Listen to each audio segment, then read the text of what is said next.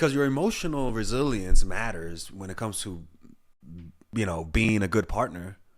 Nobody wants a partner they could, walk over, because when you have a kid with them, that means your kid is gonna walk over them. If you're a man and you're easily walked over by your woman, what is she gonna think when a man is trying to hurt her? What are you gonna do? Like, all of those things matter.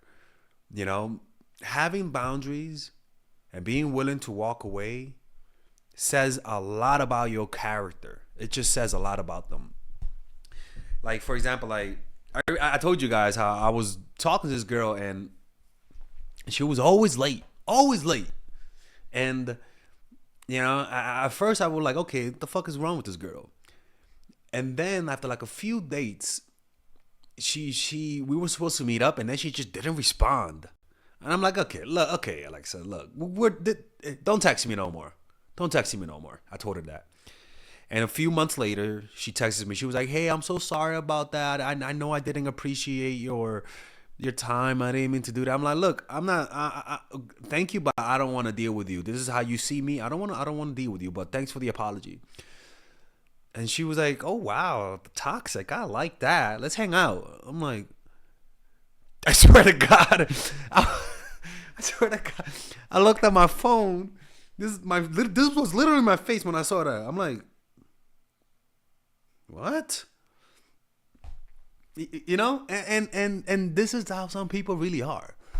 They wanna test your strength. People wanna test your strength to see whether or not you're their partner.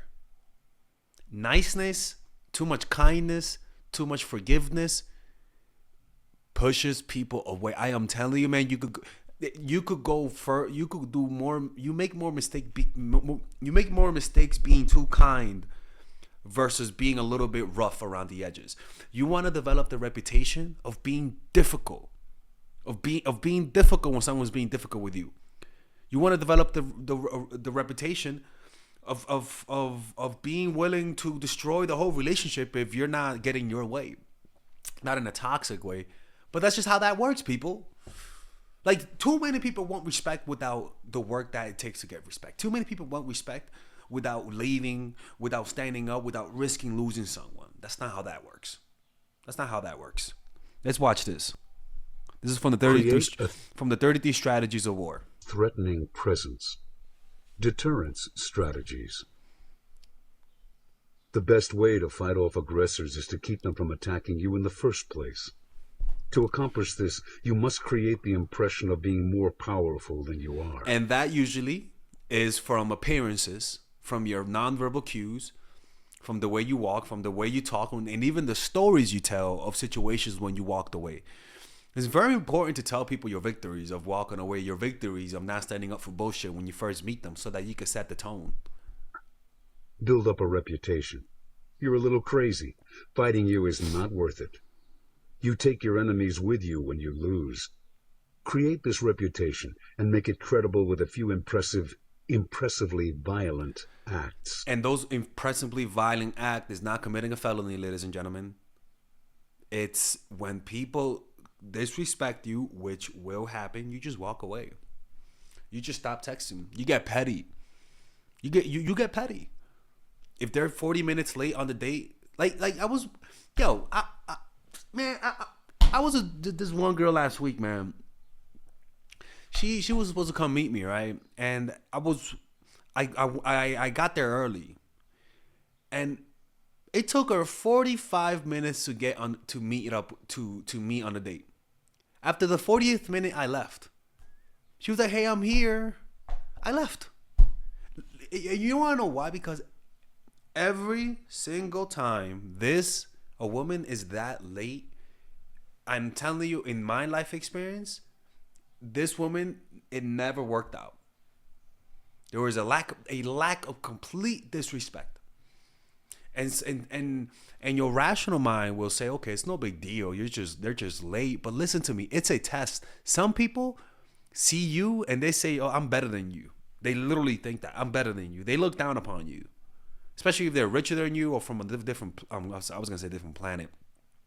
They look down on you, and this is how they show you that they look down on you, through those little passive aggressive disrespect. Disrespect that don't seem like disrespect, but is disrespect. Disrespect that they could easily gaslight you for saying, well, you're making a big deal out of it. Fuck that shit. I don't give a fuck. If they start gaslighting you, then that's a red flag. You should walk away. Okay. Uncertainty is sometimes better than overt threat. If your opponents are never sure what messing with you will cost, they will not want to find out. Play on people's natural fears and anxieties to make them think twice. Mm-hmm. Reverse intimidation. This is honestly one of my favorite chapters. Inevitably in life, you will find yourself facing people who are more aggressive than you are. Crafty, ruthless people who are determined to get what they want. Fighting them head on is generally foolish. Fighting is what they are good at, and they are unscrupulous to boot. You will probably lose. Trying to fend them off by giving them part of what they are after, or otherwise pleasing or appeasing them, is a recipe for disaster. So this is pretty much when you deal with people who are pretty disrespectful towards you. Trying to please them, trying to fight them will not work. The key to these people is to prevent the problem before it starts. Too many people are trying to gain people's respect. What I tell them is, fuck that. Leave everyone that don't respect you and start new. And make sure that each person that you meet, they know that you are somebody who's willing to walk away. That will give you more results than trying to win over people who already see you and think that you're pretty much just something they walk over. You are only showing your weakness, inviting more threats and attacks. But giving in completely, surrendering without a fight, hands them the easy victory they crave and makes you resentful and bitter. It can also become a bad habit, the path of least resistance in dealing with difficult situations. And this is the problem. That girl that I was telling you about, most likely, she was punished for standing up. She lost maybe a partner because she stood up. And in her mind, the way to be loved and to stay loved is to stay quiet. Listen to me, man. There are some people who really want to respect you, but you don't give them a reason to respect you. It is completely your fault that they don't respect you. It is completely your fault that they don't treat you with the love and kindness you feel like you deserve. And this is under your control. And it comes down to you being sick and tired of the bullshit and finally speaking up. You'd be surprised how many people change their behavior by you just changing your tone of voice. You showing them your anger. You showing them your resentment, your bitterness.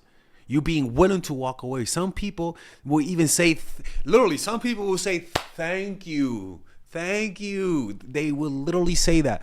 It's like kids who have parents who are, I was going to say pussies, but who are parents who are passive. The kids wish